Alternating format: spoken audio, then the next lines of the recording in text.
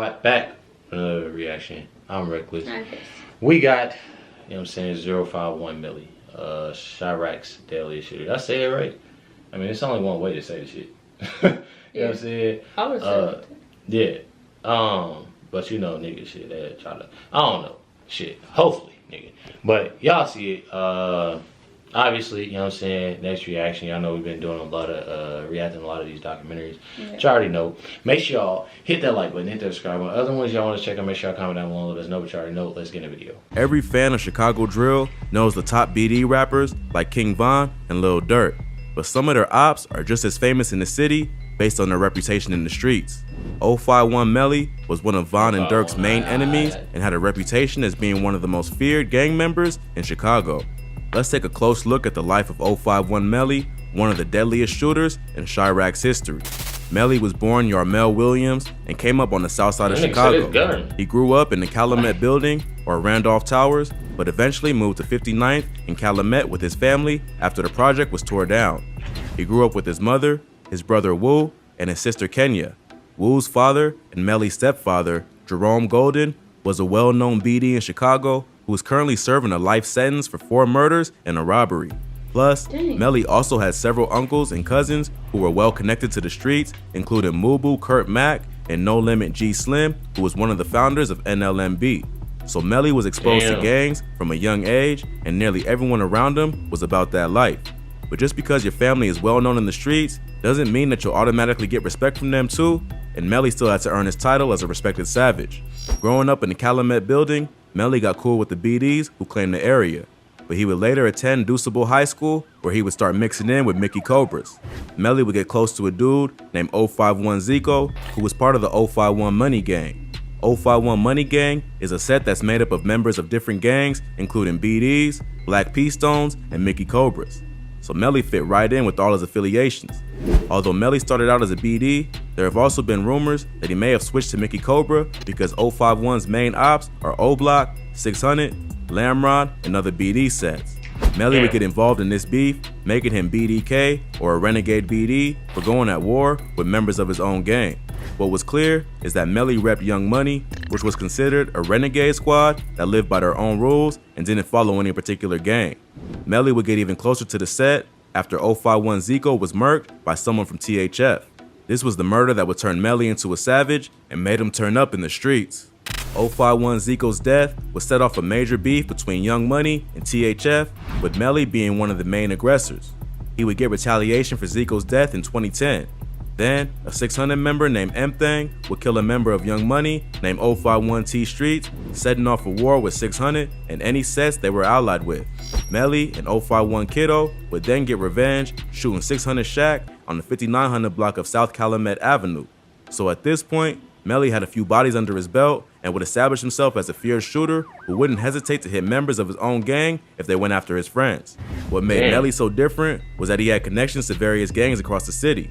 But when it came time for war, he didn't care who was on the other side. Many claim that he played the streets like a chess game, paying close attention to who was close with who, stalking his ops on social media, and carefully studying their movements to get the drop on them. After 600 Shaq was killed, the BDs got their revenge by killing a 14-year-old from 051 named Fats. Melly was close to Fats, and his murder really affected him, turning his heart colder and— That nigga, 14 years old, bro. That's crazy, that's sad. That's crazy. Named Fats. Melly was close to Fats, and his murder really affected him, turning his heart colder and making him even more of a savage. 051 would start going by the name Fats World after he was killed to honor their fallen brother the way that O-Block did for O.D. Perry or Tukaville did for Tuka. Melly's homie 051 Kiddo would take part in getting revenge for Fats' death. First, 051 Kiddo would catch 600 Tricks lacking in his car in the Washington Park neighborhood of the South Side. Then, a witness claimed to have seen Tricks, C-Day, and L.A. Capone from 600 at the scene on the day that Fats was killed. Not long after that, L.A. Capone would be murdered leaving a recording studio. He was one of the biggest stars from 600 and was just starting to blow up as a rapper, so his death was a serious setback for the crew, which would only make things between the BDs and 051 much more heated. Several dudes from 600 started going at Melly on Twitter and disrespecting Fats. Like many street dudes from Chicago, Melly was known for being disrespectful on social media and clapped back at his ops. Members of 600, who were still mourning the death of L.A. Capone, took this disrespect personally, making Melly one of the BD's most hated ops. Soon after, the BD's would get retaliation. At first, 051s didn't have many rappers and were known for getting their payback in the streets rather than in the music. But a rising Young Money rapper named Lil Mark would earn some clout for sending shots at the BD's, who at that point were much more famous on a music level.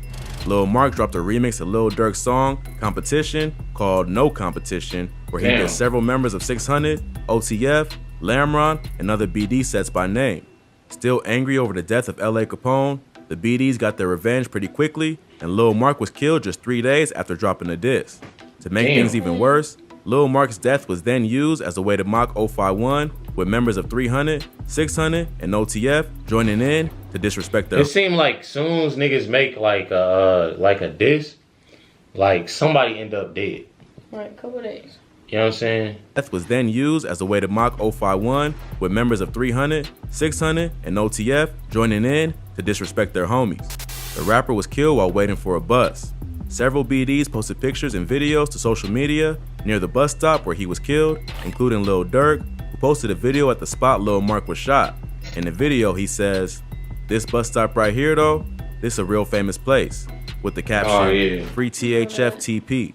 Bus stop, man. Hey, this bus stop right here though, this a real famous place, you hear me? This is a real famous place. Hey, this bus stop, this is a real famous place. That video would get to Melly, who was close with Lil Mark, and would eventually lead to him to seek revenge on some of the people closest to Durk. A few months later, Melly would watch Durk's cousin, OTF Nunu, or Nooski, sitting in a parked car outside of a shopping complex. Nooski was an up-and-coming rapper who had just been signed to Durk's OTF label a few days before he was killed. He had released a single called OC that was doing major numbers, and he seemed like he might be the next rapper from the South Side to build a buzz.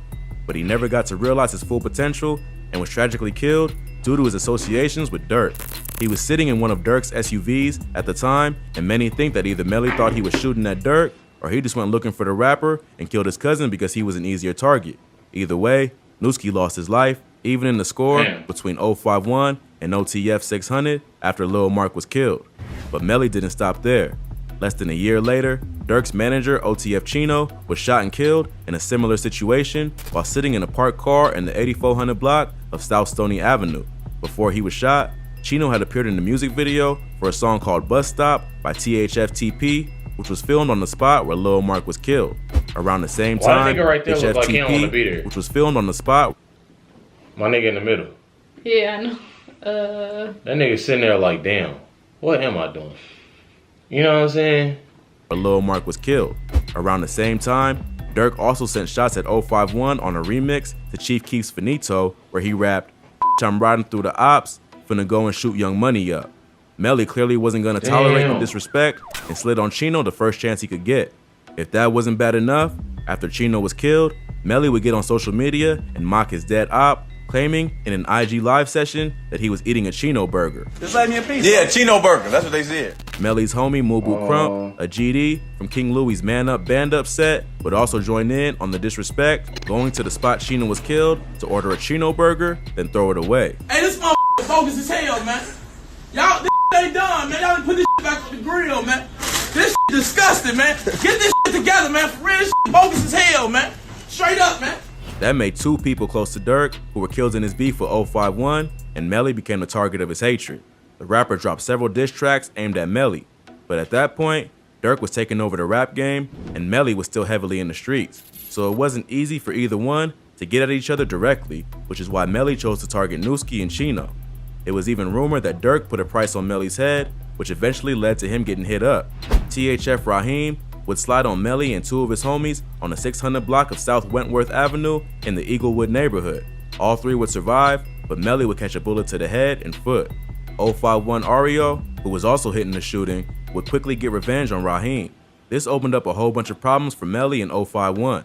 THF Raheem was the blood cousin of FBG Duck and the stepson of another feared Chiraq killer named THF Bezu. Melly and Duck were known to be tight, but Duck also understood that an op is an op, even if it is a family member. THF Bezu and Melly were also ops, but they had mutual respect as rival street legends. They even famously went on IG Lives together and bragged about their body counts while outlining the war between their two sets. But disrespect doesn't equal mercy, and after his stepson was killed, THF Bezu was out for blood. He ended up catching Melly lacking at a house party along with his friend Mubu Crump. The two were standing on the front lawn when the vehicle rolled up and shot them both. Crump was killed, while Melly miraculously survived once again, even though he was grazed in the head. So that's twice that Melly would survive a headshot, only to be back on the streets, haunting his ops not long after. Although Melly was likely the intended target. Bro, I think that's nothing but God telling your ass. To chill out. But he already in. That's the thing, though. Yeah. Damn. That shit crazy. Nigga, twice? Once again, even though he was grazed in the head. So that's twice that Melly would survive a headshot, only to be back on the streets, haunting his ops not long after. Although Melly was likely the intended target for allegedly being with Ario when they slid on THF Raheem, Crump was also known to diss THF and other BDs. So he was probably just in the wrong place at the wrong time, and THF decided to take him out for running his mouth and chilling with their ops.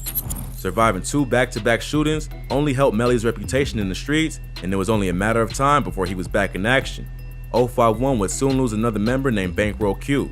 Melly would be the one to get payback and would slide on the 2 ops thought to be responsible. But Melly's thirst for revenge couldn't be satisfied, and he just kept racking up bodies on top of bodies while somehow staying out of reach of his enemies. Although he got his payback, he let it be known that he still had a hatred for Dirk and wanted revenge. After Dirk and Von got arrested for attempted murder following a shooting outside the Varsity in Atlanta, Melly went on social media to voice his opinions. He told the world that he hoped Dirk and Von would beat the case because he would rather see them dead than in prison. That's how free Dirk and Von. Freedom though. I'd rather them dead than in jail. So it seemed like it was only a matter of time before Melly would continue his reign of terror and go after another person close to the 2 rappers. But Melly wouldn't get the chance, and he'd end up losing his life in an unrelated beef. Around that time, Melly had gotten close with a set called Jarro City. Like 051 Money Gang, Jarro City is made up of various different gangs, including GDs and Renegade BDs. After Melly's homie Motor from Jarro City was killed, the gravedigger of Chiraq started getting reckless. With so many people close to him dead and so many bodies under his own belt, Melly started to get out of control. His reputation in the streets made him a little too comfortable, which can only lead to disaster when you've got so many enemies. He ended up getting into it with a dude named 007 Nate from Taekwon World over a dice game. Melly responded by shooting up Nate's house while his baby mother and newborn child were inside. No one was hit, but it was enough for Nate to seek revenge. Bro, I feel like that right there is like a set shit off though, nigga. You shooting at nigga somebody baby mama and a newborn, which y'all gotta think though, a lot of times like I said, like all these other reactions is like, I know a lot of niggas don't want to hear this, but it's the truth, nigga. When y'all in this, y'all bringing a child in the world, nigga, they ain't got shit to do with shit, bro. Yeah. You know what I'm saying? They ain't got shit to do with shit, bro. But niggas don't realize that shit. Like, y'all gotta start realizing, nigga, it's kids. Like, kids can be involved, nigga. You can be riding down the street, nigga, at the gas station, take your kid, get something to eat, take your, yeah, shoot the whole car up, nigga. Yeah. Shoot your kid, anything like that, nigga, and y'all, you know what I'm saying? Shit crazy. It's nigga, it was a time out here my dad had told me, my dad had knew him. And my grandmother. Somebody out here was going to go take their child, this dude, in a gang or whatever. I don't know. But I know that he had some niggas that didn't really mess with him and end up killing his child, and he ended up surviving. And that's the bad thing. That bad thing because you put your child in that position, nigga. Your child and died like all this. I'm like, yeah. You know what I'm saying? This shit crazy. No one was hit, but it was enough for Nate to seek revenge. In September 2019, Melly attended a house party that was being thrown by FBG in Jarro City to celebrate the passing of one of Duck's close homies, Can't Get Right. Melly came through to the party because he was cool with both camps, but they let him know that ops from TW may be there. Melly must have felt untouchable because he came through anyway, knowing there were going to be problems. 007 Nate ended up catching Melly lacking and shot him in front of the entire house full of people, with the whole thing being captured on camera. This time, Melly would not be as lucky and died that night. Melly will go down as one of the most feared shooters in the history of Chicago. He was so well known in the city that media outlets would often refer to him as a rapper, even though he never dropped a single track. He did inspire countless diss songs which only helped build his reputation in the street. But when you live that lifestyle for too long, there are only two outcomes, death or jail. The wild thing is that with all the bodies that 051 Melly caught, what got him killed was a random shooting where no one was even hit. But in the end, it was payback for all the other dirt he did in the street, and his memory will live on as a feared but respected shooter. If you thought this video was crazy, be sure to check out our channel for more. From rap's biggest police That raid. nigga said respected shooter. Damn. This shit crazy, man. Yeah. This shit crazy. Man. Make sure y'all, you know what I'm saying, hit that like button, hit that subscribe button. Other videos y'all want to check out, make sure y'all comment down below. Let us know. Already know. Catch y'all next one.